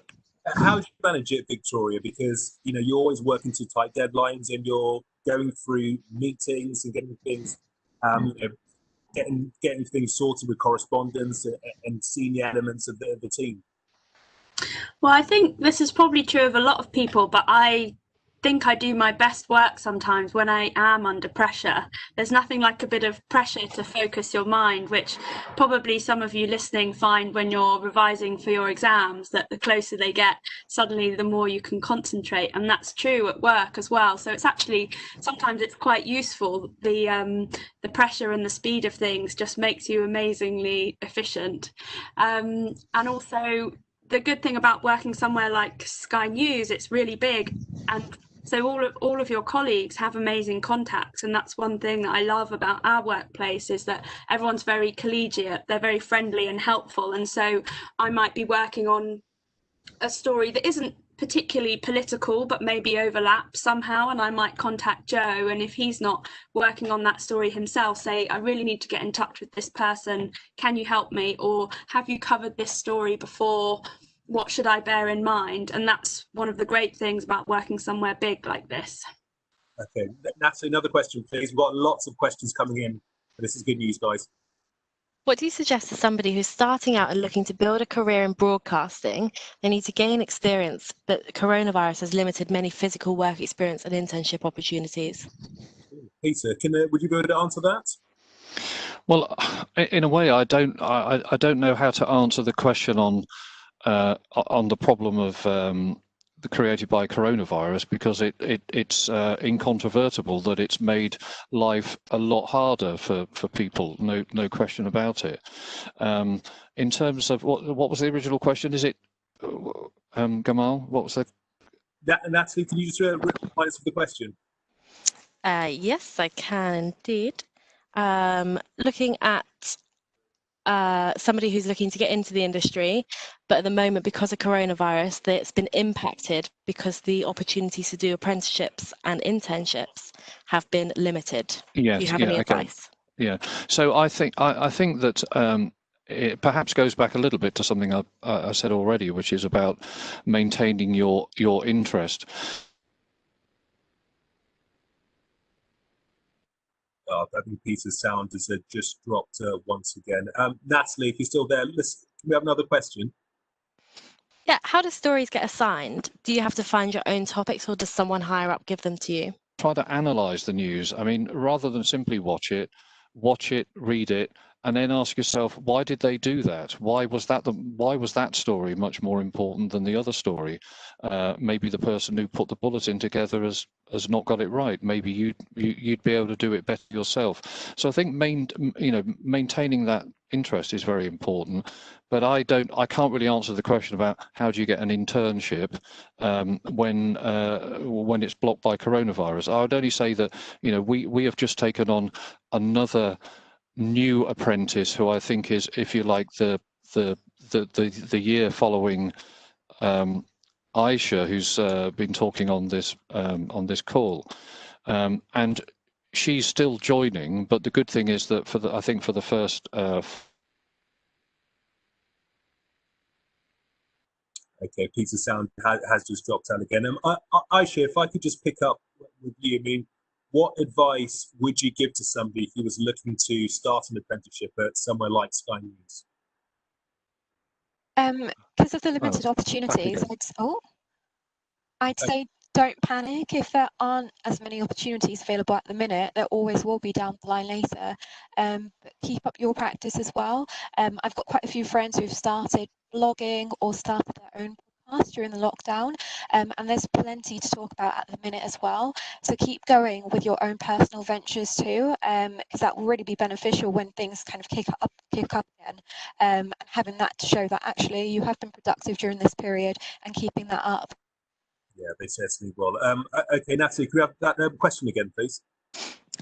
Yep. Is it better to go into a specific type of journalism, such as politics journalism or sports journalism, or go into journalism where you can report on a variety of different topics? Victoria? That's quite a difficult question. I'm not sure if there's a right answer to that. It can be really useful to start out as a generalist, because you get to learn how all different parts of the world work and what's going on, and you can be very flexible.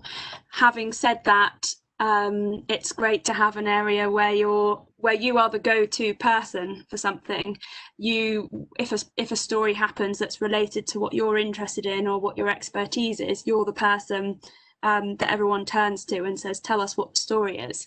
And I don't think that you have to decide that when you're starting out. I think that can reveal itself as you progress. I think some people perhaps set out specifically to be a political journalist, for example, but I think it's okay if you don't know that at the moment. And I didn't follow quite the traditional path where I knew that I wanted to be a journalist since I was born.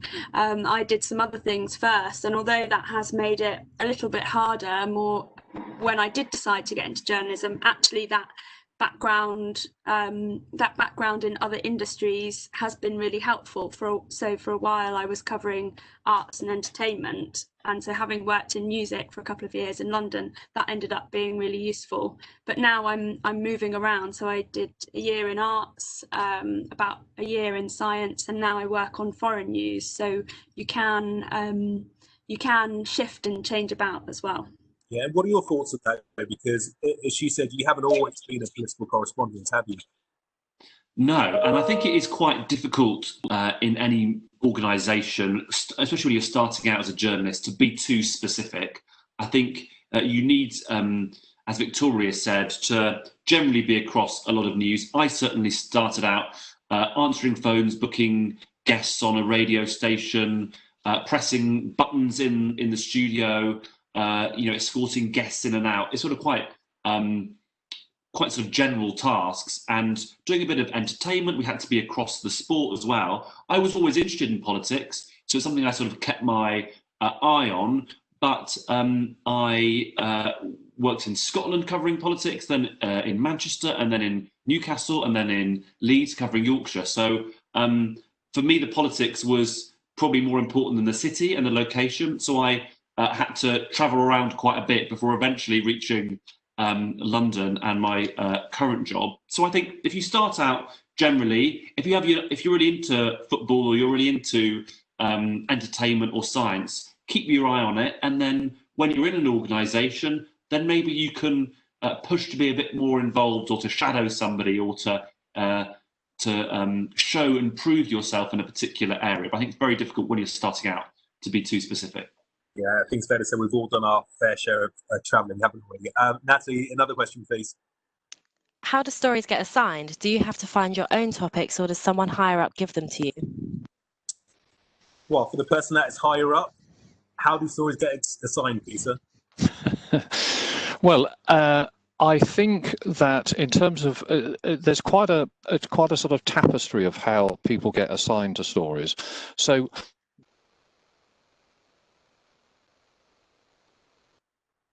I think Peter's just dropped out once again. Okay, if he wants to pick up on that, Inzi, how do stories get assigned to you? This you can have completely different days, and you can have really wacky days when you're on the correspondence rota, which I am. So you can call in one morning and there could be an on-the-day news story that they have decided in the morning meeting. The senior managers, the output editors have all decided that, okay, this is a story we would really like to tackle today. And they'll have a discussion, say, right, well, Inzi is available today, so we can get him to get out and cover that story for us. So that's one way it can be assigned. The senior news editor will then tell you that, right, that is your task today, crack on, here's a producer that will work with you and get the story in for 7 o'clock, and make sure you get your mobile online copy in as well. So that's one way. Then there can be a kind of long-term planning stuff. So you may have a story idea yourself, something that you've worked up over some time, in your own time, in some office time that you've had, and you pitch it to the planning producers, the senior planning producers, and then they can fill in days where you can go out, do a bit of filming. Might take 2 or 3 days to do a bit of filming, and then you edit your piece together, and then there can be a day where that piece can go on the news, it can go on the TV, it can go online. And so that's another way. So you can, Sky is brilliant, because over the past 18 to 20 months that I've been here, Sky have really given me an incredible opportunity to explore stories which I think are interesting, which I also think that people find interesting, and that it will get the clicks online and it will get people watching it on social media or on YouTube. And I think that's incredibly important, because each individual has their own ideas of what's a good story and what people are interested in and what people would like. So when you've got all these different ideas coming in, you're covering a big ground. And I like to give my own stories and bring original journalism to the table. And I think for a corporation like Sky and a newsroom like Sky News, I think that's so important, because it means that you're getting into all those corners that many people and many different news organizations may not. Yeah, I think we've got you again. Are there ever times when correspondents will be assigned a story and then they will come back to you to say, no, I don't think we should be covering that. We absolutely need to be covering this story. Is there ever a time when that happens? Occasionally, yes, and I'm sorry about earlier. I've moved positions now in the hope that it'll be better, Gamal. But yes, that does occasionally happen. That we're interested in something in the newsroom, and we send somebody to cover it. And when they get there, they ring in and say, "Well, actually, it isn't really quite like we imagined." It may be it's actually a better story, or it may be that actually the story doesn't, in our terminology, stack up properly as it had been envisaged. So my feeling in those situations is always to trust the people, trust your the ground, the person who's there on the scene of a story. Clearly going to know more about it than we do in our ivory tower back in the newsroom. Yeah, lots of people for eyewitness reporting. Natalie, next question, please. Do you need to look a certain type of way to be on the telly? Who should I ask that? Joe, do you need to look a certain way to be on the telly? No, absolutely not. I think what is brilliant about what Sky's been doing over the past few years is that we're making sure that there is absolutely a vast range of people, not just from different ethnicities, but different backgrounds, people who have university, who haven't been university, on our screens and working for us. And I think for a broad, outside the sort of south and southeast of England, which of course a lot of the media is focused in, I think our business is far more than TV. I think on TV you do need to be smart. You do need to people need to trust and listen to you. So some of that is about taking care of your appearance and being smart, but I don't think you need to look in any different way. And in fact, it is incredibly important that we have people who look completely different on our TV screens, because then they can help tell stories in different ways. Yeah. Can I just say, we can't always be as handsome as you and Joe, but obviously, looking smart is crucial. I mean, what are your thoughts on that, Inzi? Because if you look at the people who are on TV in this panel, myself, Joe, and yourself, we're all very different. Yeah, look, I'm from a South Asian background. I've got a beard. Throughout the pandemic, I had massive hair, like we all did, because we couldn't get it cut. And I think there is an element that you have to look presentable. You have to look approachable as well. And I think when you're out and about covering stories, I'm talking about dress sense here first. If you're out on the beach, you don't want to be wearing a suit. One, because you're going to be absolutely boiling, and two, because it just looks weird, a man in a suit on the beach. Or if you're outside number 10, as Joe is quite frequently, he always looks very smart in a nice tie and a suit outside the Prime Minister's house. And I think that's so important. But in terms of me, I'm a South Asian British Pakistani. And like I said, growing up, I never saw many people like me on the TV. And it doesn't really matter what you look like, as long as you are a good journalist. Hopefully, I am, and you are interested in the news and you want to deliver good, strong stories, then that's the most important thing. It doesn't really matter what you look like whatsoever. One thing I would say though is that if you ever do work at Sky and you start wearing a coat, make sure that it's buttoned up properly, because Peter Lowe will come up to you and tell you that it needs to be buttoned up properly. And to straighten your tie as well. Natalie, another question, please. What skills do you think are the most essential for a modern journalist? Oh, that's a good question. Victoria, could I ask you that, please? I would say definitely communication. You know, whether you're telling a story, whether you're talking to someone, whether you're trying to persuade someone to talk to you. The ability to find people. So we talked earlier about how do you find people for when you're working on a story, and I think the answer is you try every avenue you possibly can. So whether that's social media, their professional work profile, their old university email address, because time is of the essence. And I also just wanted to quickly answer a question that came up earlier about how do you get work experience when it's during lockdown or partial lockdown. And I would say don't be afraid to reach out to people, find journalists on social media, contact them, ask them if you can have a virtual coffee, a Zoom chat, something like that, because we've all been there. We all had to start out, and everyone has to work hard to get into journalism, and it is a very competitive industry. But despite that, when you're not directly competing with someone, people are amazingly helpful and collegiate, and that's something that really pleasantly surprised me when I was starting out, was how willing people were to help me, give me advice, give me some time. So if there's anyone whose job that you want or you think you might like one day, contact them and ask them for a chat. And we are very busy, so you might have to be a bit patient if we take a while to get back to you, but don't be afraid to contact people, and you never know, you might cross paths with them again a few years down the line. Yeah, it's so important that you say that, because, you know, it wasn't so long ago that we're all starting up in the industry, and, you know, you're kind of itching and you're a bit nervous about who to contact, and you see their profile on LinkedIn or whatever, and you're like, should I drop them an email? There's no harm, is there, in dropping somebody a note to say, look, can we have a chat, can we meet for a coffee? They can either say one or two things, yes or no. There's no harm in trying. Joe, I saw you nodding your head there. Well, just briefly, something that that came to me when I remembered. I was briefly working in Manchester for ITV Granada, and who was the work experience one day but Inzi here? And I think he, on that day, gave a really, I mean, I was new,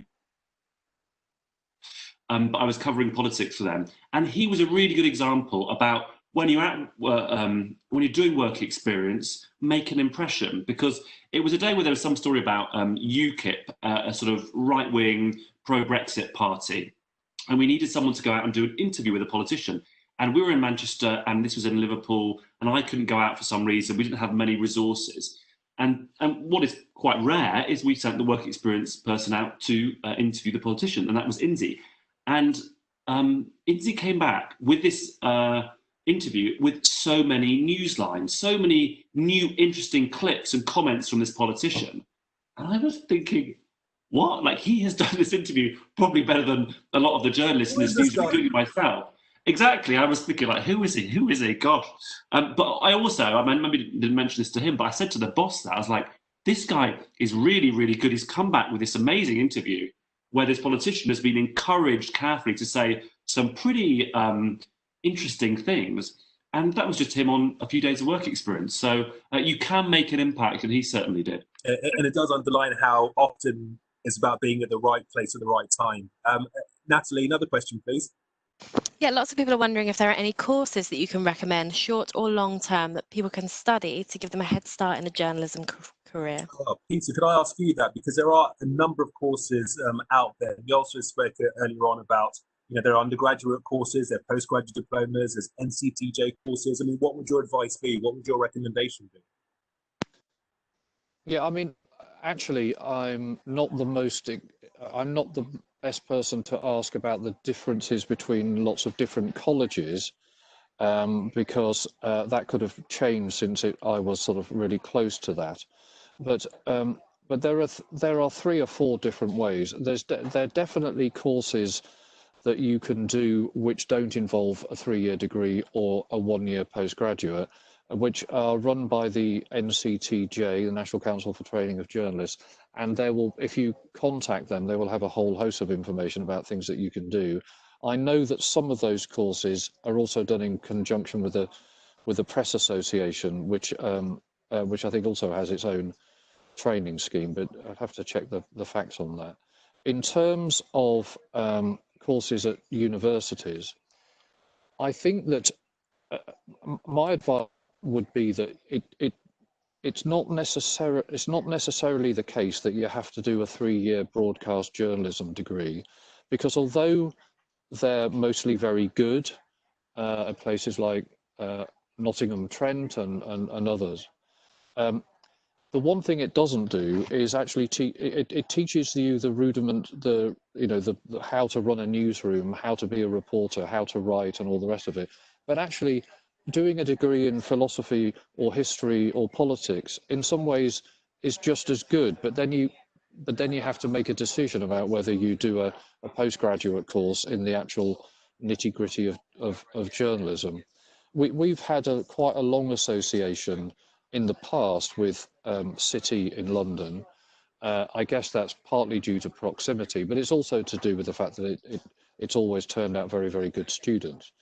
But I think we need to have a much, we do have a much wider view than that, and try to take people from all over the country. Yeah.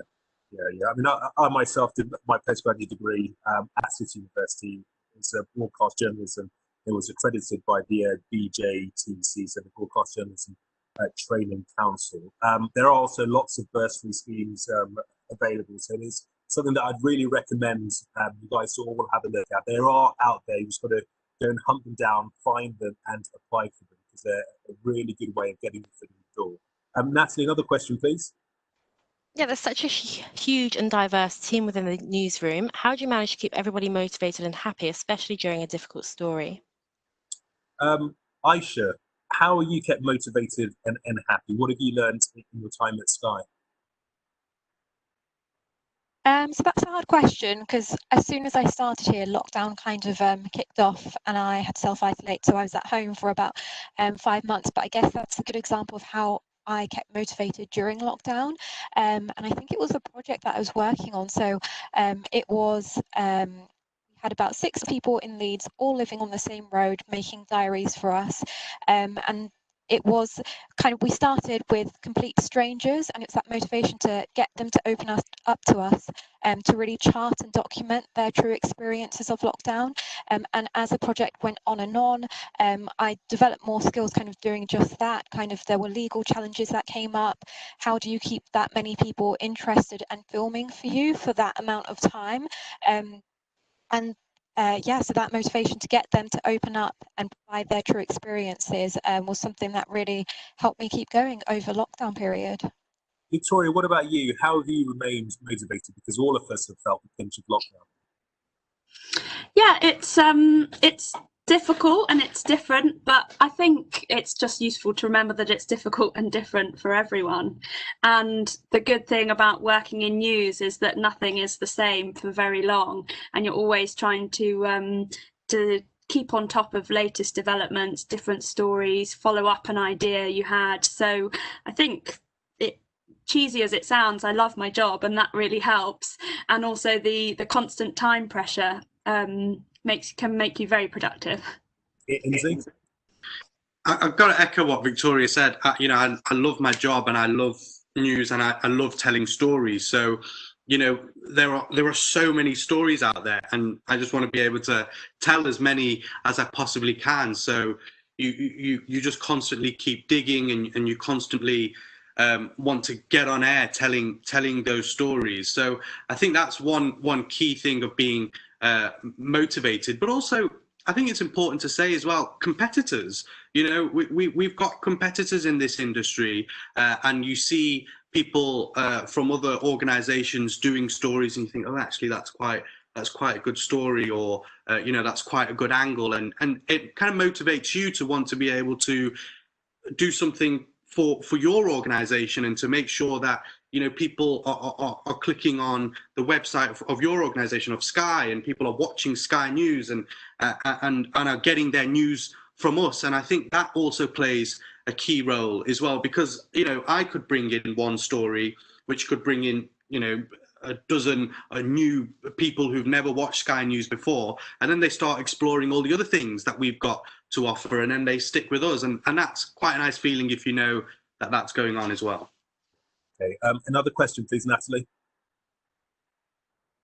I think this is the last question. What is your best piece of advice for somebody looking to start out a career in journalism? Peter, may I ask you that first? Yes, I think at the somewhere near the beginning of this session, I think I probably answered a similar question. I do think that the most important thing, if you're contemplating a career in journalism, is to really, really believe in it, to really believe that that is absolutely, definitely what you want to do, because you have the right amount of curiosity about what's going on in the world and what's going on in the country, and that you want to be the person who's telling those stories, revealing those truths, and so on. So I think the biggest asset you can have is your curiosity and interest in the job, and you need, you know, as I think I said earlier, you need to have strong communication skills, and I think that it's very difficult to be a journalist if you don't have good written skills as well. Aisha, somebody who's relatively new to Sky News, what would your advice be? I'd say the first thing, don't panic, don't stress, take your time with all of it. Ask lots of questions, because that will definitely help you out at the time and later down the line. But yeah, just with the apprenticeship, the best thing is it's so flexible. So really, whenever you get such an opportunity, make the most of it, try as much as you can to really build some strong foundations. Inslee. For me, it's just be yourself. Always be yourself. Never be different, because you'll get caught out if you change the way that you speak. If you are different, you know, a different person in the newsroom to what you are outside. I just think it's so important to be true to yourself. Tell the story in your own way. Don't try and kind of make it sound, you know, more kind of extravagant or anything like that. Just be very true to yourself, and also be extremely driven. I think if you've got a target, if you've got a goal, you know, find your zigzag steps to get to that goal, and just be focused to get there, and you will. Joe? I'd say work hard and be nice to everyone, and obviously be nice to work experience, because they'll soon, like Inslee was, be sort of star reporter in a sort of later career. And I think being nice to everyone is really important. I think certainly in politics, you might think that the important people are the people you should really be paying attention to, but actually I think it's really important to talk to absolutely everybody in your workplace, the people on reception, the people on security, because they also always have a story or an insight of what's happening. They see things you don't. And one really good example, perhaps in COVID, about talking to everyone, being nice to everyone, is the cleaners we work with. Because they have a different shift pattern to a lot of us, they're getting on public transport at a different time. And therefore, when we were trying to work out who is wearing a mask on public transport and who isn't, our key sources were actually our cleaners in Westminster. And therefore, everybody's insight and story you need to think about. Work hard, but really pay attention to every single person you come into contact with, not the people who you think are important for now and might not be important, you know, for long. Yeah, Victoria, final thought from you.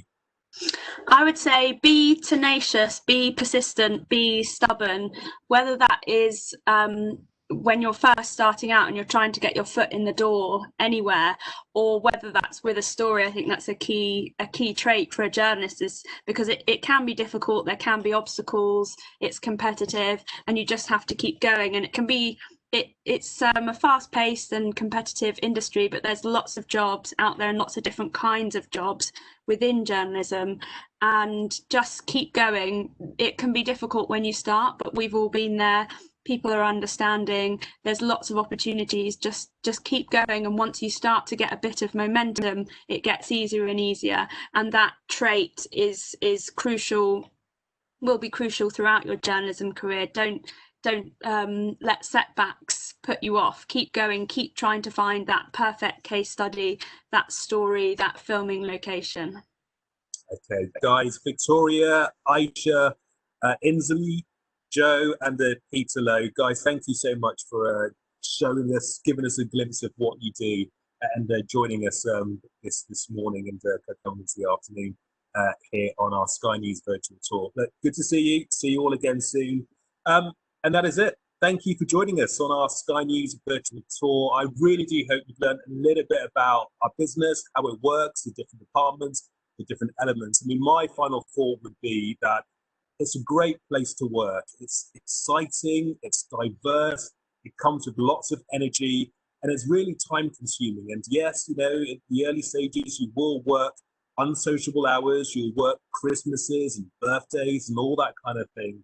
But it's a wonderful, wonderful industry to work in. And when there's a big breaking story, there's a gasp in the newsroom, and then it's all hands on deck, and everybody's pulling in the same direction for an ultimate goal: serving our viewers, serving our customers. So journalism, it's a great place to work.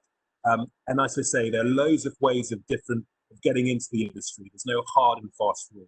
But if you work hard, if you're committed, if you're focused, if you can establish contacts and build your contacts base, it's a really good grounding for getting yourself in the industry and making your way in the industry. The very best of luck with you. All the best. Look after yourselves. Bye-bye.